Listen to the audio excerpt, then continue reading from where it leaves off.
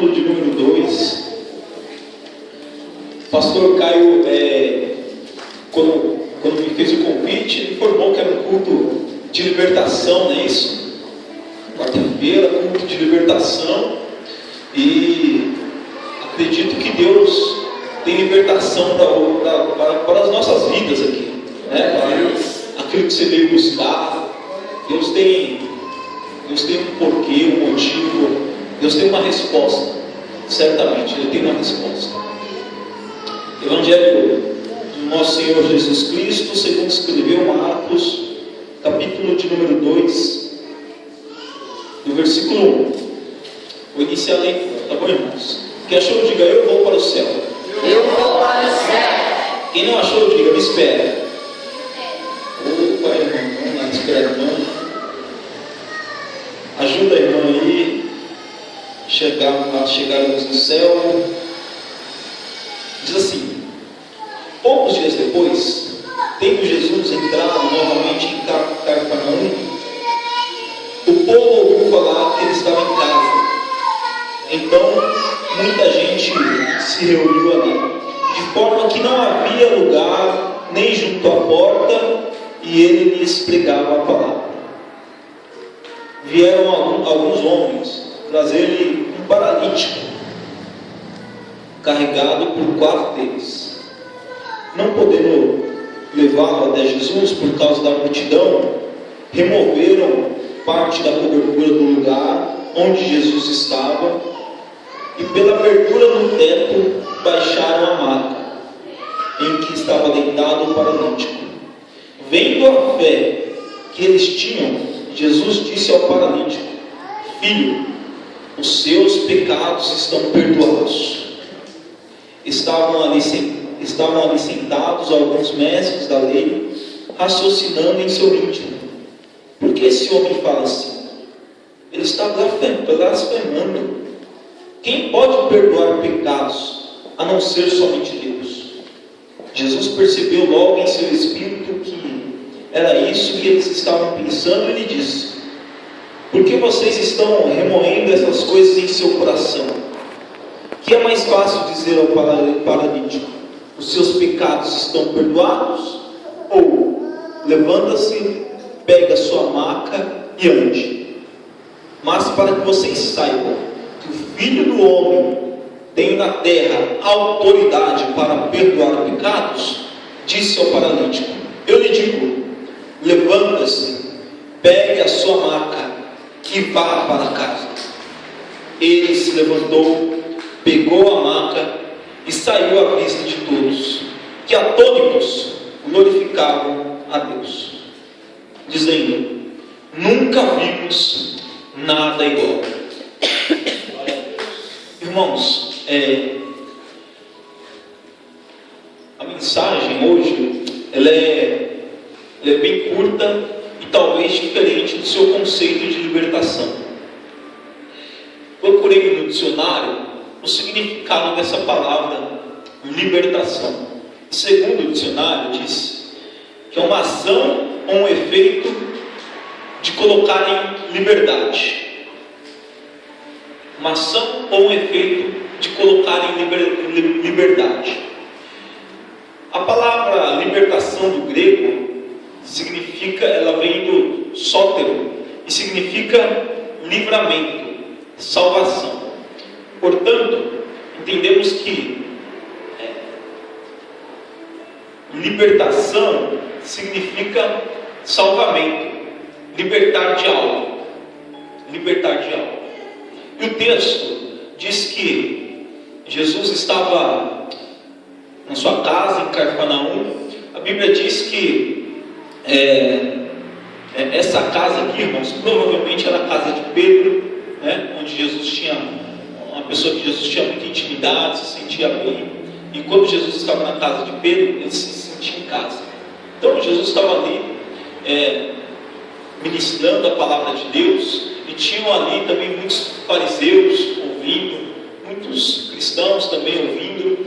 E a Bíblia diz que o local estava tão cheio, mas tão cheio, que não era possível mais ninguém entrar pela porta, de tão cheio que estava o local, tão cheio que estava o local.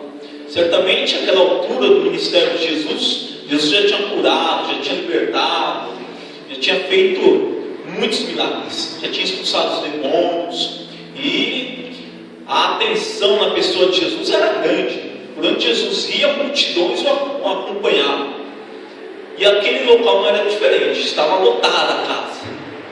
E aí, irmãos, olha só que interessante. Chega 4 homens carregando um paralítico.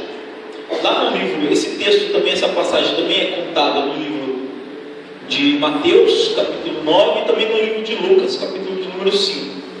E nessas passagens conta que o paralítico estava em tal situação que ele não conseguia nem mexer os braços, nem mexer as pernas, e mal conseguia falar.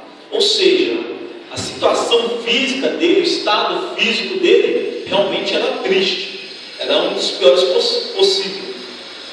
E levaram esses homens, viram a situação do seu amigo, do seu colega, e o levaram até Jesus. Buscando o que, irmãos? O que o paralítico busca? Levaram até Jesus buscando o que? Cura. Uma cura. Uma cura. Cura do que, irmãos? Da paralisia. Uma cura do que? Da paralisia. Da paralisia. Certo? Porque ele não conseguia se mover, não conseguia se mexer. Então os seus amigos viram aquela situação, viram a pessoa de Jesus, souberam que Jesus estava lá na sua casa e tiveram fé o suficiente para levá-lo até Jesus em prol de uma cura. E levaram até Jesus em prol de uma cura. E o texto diz que chegando lá, irmãos, local cheio, todos ali querendo algo da parte de Deus, mas esse homem, o paralítico, precisava de um encontro com Deus ou não? Sim ou não? Sim. A vida dele, ele necessitava de um milagre, sim ou não? Sim. Certamente muitos que estavam ali só por aprender. Talvez a urgência em comparação ao paralítico não era tanta, tá certo? A urgência do paralítico talvez fosse a maior de todos ali presentes na casa.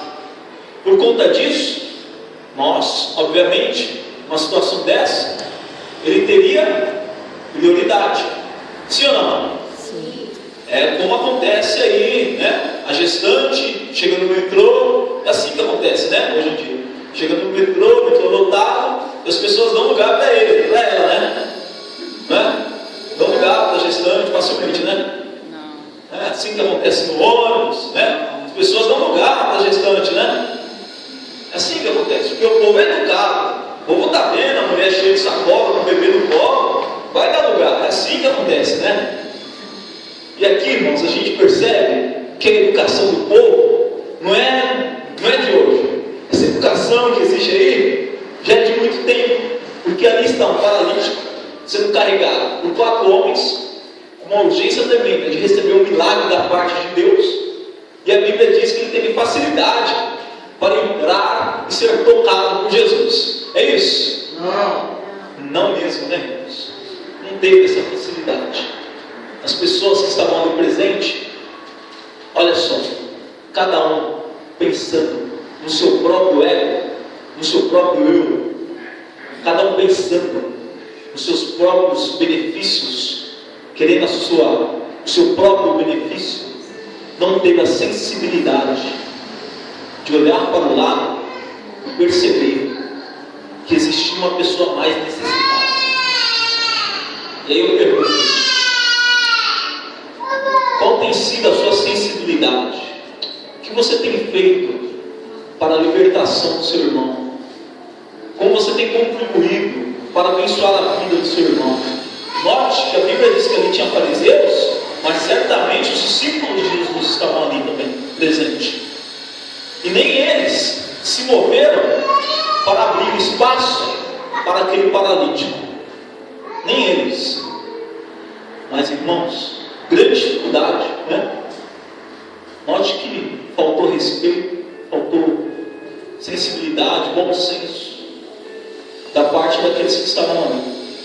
E talvez, eu imagino, eu prefiro pensar por esse lado, que dos motivos de ninguém ter abrido espaço para o paralítico passar era que as pessoas já no seu coração já pensavam que a situação daquele paralítico não tinha uma saída. Talvez alguns olhavam e falavam: olha, esse já não tem jeito, vai ficar aí fora, porque não tem jeito, só mexe a cabeça, mal consegue falar. Talvez alguém olhe para você e pense: não tem jeito, isso daí está condenado, não tem o que fazer, não tem jeito, essa situação aí nem Jesus pode resolver. Irmãos, ainda existem homens e mulheres de Deus que levam os necessitados ao Senhor. Aleluia. Ainda existem. Talvez você veio aqui desesperado, não tem mais jeito, difícil. Ainda existe um Deus que cura, irmãos. Aleluia. Salva, que liberta, que leva para morar no céu. Ainda existe um Deus fiel, presente, verdadeiro, vivo. E aqueles 4 homens, note que a Bíblia não diz que eles eram cristãos, crentes, evangélicos. A Bíblia não diz. Eu acho lindo nessa história que a Bíblia diz apenas 4 homens, nem cita o nome deles, certamente porque eles não quiseram se falar o nome, se identificar, porque eles entendiam que aquilo não era uma obrigação. Aquilo que eles estavam fazendo era o cumprimento da palavra de Deus, era servir ao próximo, amar o próximo como a ti mesmo. Eles fizeram por amor, não fizeram porque mandaram, por obrigação, porque se sentiram comovidos com a situação. Fizeram porque tinha que ser feito. Levaram, chegando lá, o obstáculo, né? Que é assim que acontece na nossa vida, né? O obstáculo, a solução está ali, mas até você chegar na solução, tem um obstáculo. E aí, o que você faz? Você para, desiste, fica olhando só, contemplando a solução, mas não toca, não apalpa, não vive? Ou você supera os obstáculos? Aqueles homens resolveram superar os obstáculos. Imagina a complexidade do negócio. 4 homens. Naquela época as casas não eram muito altas. Certamente a maioria das casas, pelos fundos ou pela lateral, tinham acesso ao teto. E a Bíblia diz que eles entraram por cima. Imagina eles carregando aquela maca. 4 homens trabalham aqui, carregando a maca com o paralítico, quase caindo da maca. Até então o paralítico estava vivo, né? Paralítico, mas vivo. De repente, se cai daquela altura, né? Nem vivo estaria. Subiu com aquele camarada, um baita esforço. Chegou lá, arrancaram os telhados, amarraram as cordas. Cada um segurou numa ponta da maca e foi descendo a corda. E Jesus ali pregando. Daqui a pouco vê um homem descendo. Imagina o susto de todos ali presentes. Jesus olha aquilo. E aí Jesus fala, vê tudo isso, esse esforço, essa fé, essa coragem. E Jesus fala assim, ó: pela fé de vocês, os seus pecados estão perdoados. Fala para o paralítico: pela fé de vocês, o seu pecado está perdoado. A fé dos 4 contribuiu para o perdão do pecado dos paralíticos. Mas aí o pai fica imaginando os 4 agora. Como assim? Peraí. Viemos alguns quilômetros carregando esse camarada aqui no muque, no braço. Fizemos um baita esforço para subir até o telhado. Descemos ele através do quê? Que eles estavam buscando o quê, irmãos? Uma cura física, certo? Que ele pudesse sair dali andando, mexendo, movimentando seus braços, um homem perfeito. E Jesus fala: perdoados são os seus pecados. Eu fico imaginando os 4, os homens que se esforçaram. Como assim, Jesus? Um baita esforço para chegar aqui e você falar: perdoados estão os seus pecados? Cura o cara aí, põe o cara para andar. Perdoados estão os seus pecados? Tá, mas ele vai continuar assim? Note que o texto dá a entender que Jesus não tinha nenhuma intenção de curá-lo. Jesus tinha a intenção de libertar aquele homem do pecado. Essa era a intenção de Jesus: libertar aquela alma da condenação eterna. Note que a primeira coisa que Jesus fez foi olhar a fé daqueles homens e perdoar o pecado dos paralíticos. Jesus não curou o paralítico, perdoou o pecado. Mesmo assim, agora ele estava salvo, mas ainda paralítico. E eu entendo que por misericórdia Jesus iria curar aquele paralítico. Mas o texto dá a entender que Jesus iria parar por ali. Mas por conta da inveja, por conta daquilo que estava, da maldade do coração dos fariseus, Jesus percebeu que eles estavam duvidando da deidade de Jesus, questionando: mas quem é esse cara para pensar que pode perdoar pecados? E Jesus, onisciente, percebeu isso e falou: olha, vocês estão aí questionando, pensando que eu não posso curar esse cara, esse paralítico, para que vocês saibam que o Filho do Homem tem poder na terra. Olhou para o paralítico e falou: levanta-te e anda. E aquele homem foi curado. Note que ele foi curado para que o nome de Jesus fosse glorificado. Glória a Deus. Jesus curou aquele homem. Perceberam, irmãos? Prioridade no reino de Deus. Prioridade. Aquele homem poderia ter saído dali ainda paralítico, mas certamente, sem dúvida, não sairia dali perdido, sairia dali salvo. Deus quer libertar a sua alma, meu irmão, da condenação eterna. Deus quer libertar a alma dos seus familiares da condenação eterna. Que você seja um desses quatro homens, que você carregue a marca. Essa responsabilidade é sua, é da igreja de Cristo, de carregar a marca, de levar o enfermo até Cristo, até o Evangelho, até a palavra. Note que, Glória a Deus. naquela situação, a prioridade, segundo os homens, e muitos que ali estavam, era a cura física. Mas para Jesus não. Jesus quer libertar as almas, libertar os cativos. Aleluia. É isso que Deus quer fazer no nosso meio, irmãos. Eu fico pensando nas prioridades do mundo. Fernando Pessoa disse uma frase assim interessante, o poeta Fernando Pessoa. A frase dele fala muito qual é a prioridade do mundo. Ele diz assim na sua frase: o dinheiro é belo porque é libertação. Note, Fernando Pessoa diz: o dinheiro é belo porque é libertação. E a gente percebe que é mais ou menos isso. O sistema mundano, ele caminha para conquistar dinheiro. Esse é o sistema do mundo. Ele te obriga a trabalhar para conquistar dinheiro.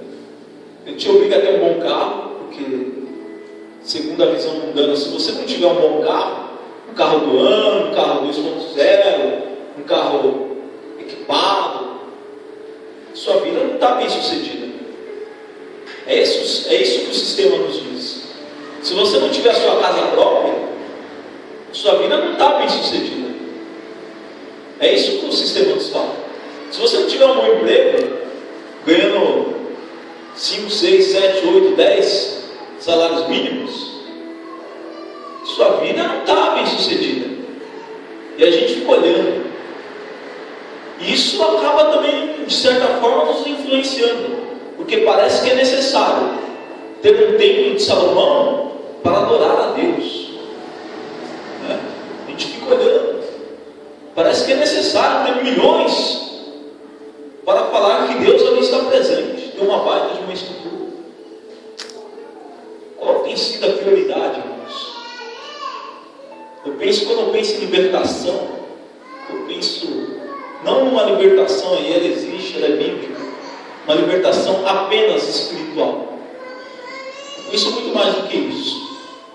Eu penso numa libertação do sistema do mundo. Do sistema.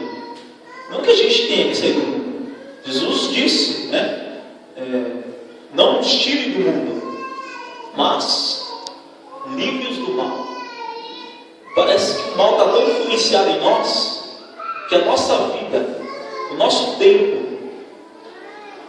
a nossa organização, é tudo de acordo, não segundo a Cristo, mas segundo o emprego, segundo o chefe, o dono da empresa, não segundo o Evangelho, mas segundo os pensamentos dos ímpios. Note que o sistema influencia tanto, que se não tivermos cuidado, a gente acaba vivendo segundo o mundo, usando a mesma roupa, fazendo as mesmas coisas, ouvindo as mesmas músicas, jovens namorando ao estilo do mundo, ficando, não mais namorando, assumindo compromisso, mas ficando, moças usando as mesmas roupas. Libertação, irmãos. Aí quero louvar a Deus. E aí eu penso, quando eu penso em libertação, eu penso nisso. Eu acho que uma libertação verdadeira, genuína, ela nos liberta desse sistema.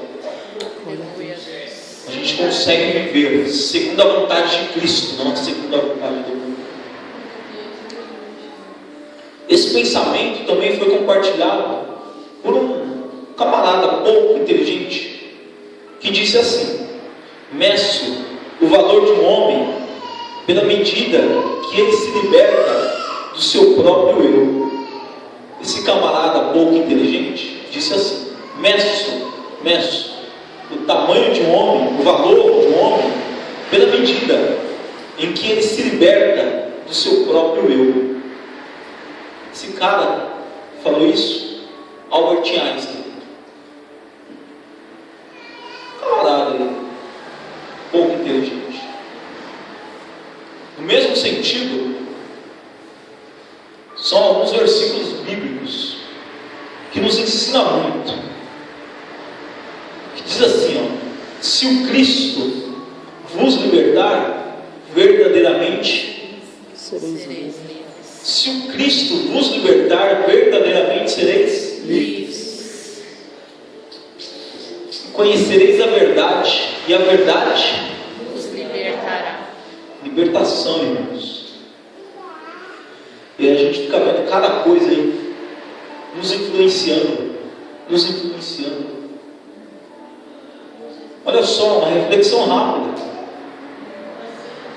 Antes dessa mensagem, você diria que você viveria a sua vida inteira sem se preocupar em ter um carro?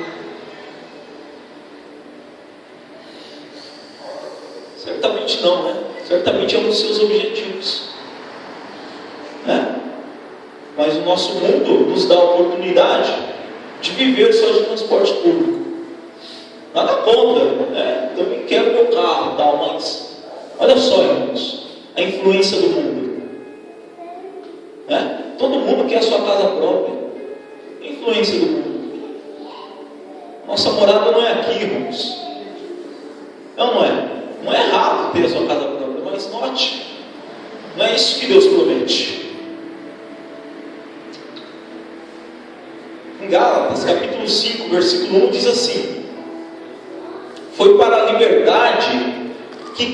Cristo nos libertou. Foi para a liberdade que Cristo nos libertou.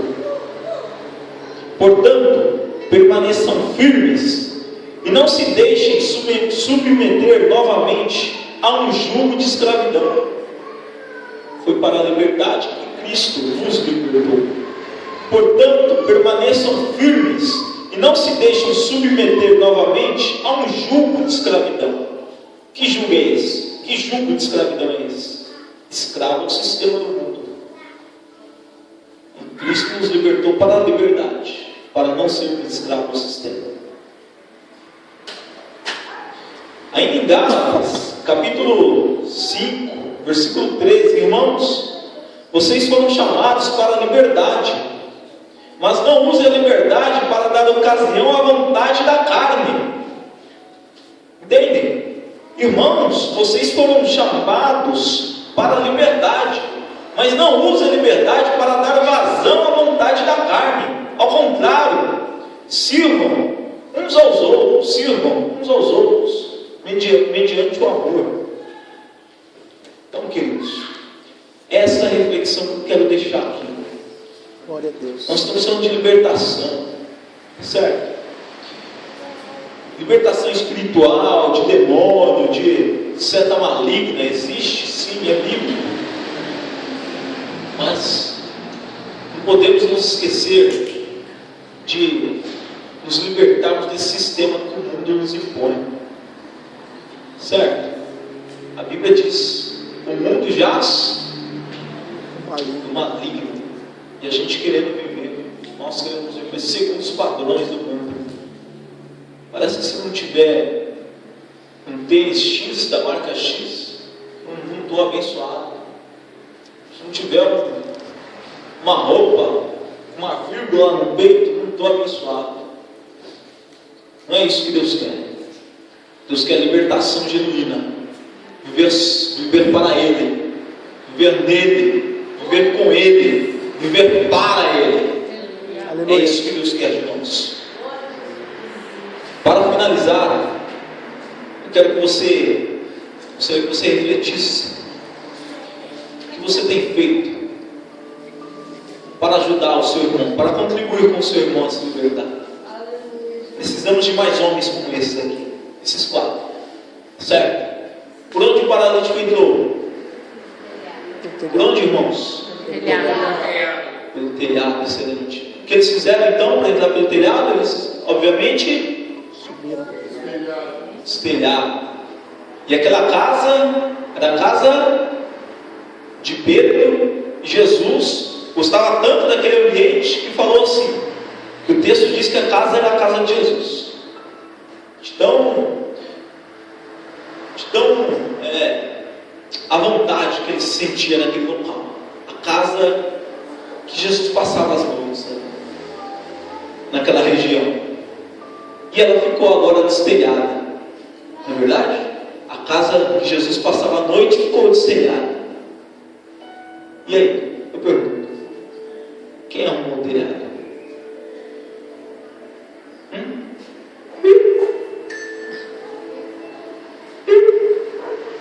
Quem arrumou o telhado? Irmãos, quem consertou aquele telhado? Ou vocês acham que ficou sem telhado, destelhado? A casa do mestre, a casa de Jesus ficou destelhada? Ficou destelhada, sim ou não? Não. Vou ajudar vocês. Não. Não mesmo. E quem arrumou o telhado?